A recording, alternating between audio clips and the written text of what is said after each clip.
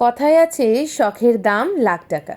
নিজেকে সাজিয়ে গুছিয়ে রাখাটা যেরকম আমার শখ, ঠিক তেমনই খাবার প্লেটটাকে সাজিয়ে গুছিয়ে পরিবেশন করাটাও আমার শখ। ছেলের আবদারে তার জন্মদিনের মেনু থেকে বাদ পড়েছিল লুচি। তার জন্য ছিল অন্যরকম ব্রেকফাস্ট।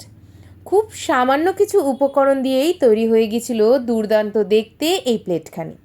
হার্ট শেপের মোল্ড বাড়িতেই ছিল, সেই মোল্ডের মধ্যে এগ পোচ, আর সেই মোল্ড দিয়েই ব্রাউন ব্রেড কাটিং করে ওপর থেকে বাটার স্প্রেড, সাথে ছিল বেমি টমেটো রোস্ট, আর ছিল গার্লিক মাশরুম, আর ছিল ফ্লিপকার্ট মিনিস থেকে কেনা ভেজ ফিঙ্গার আর ফ্রেঞ্চ ফ্রাই।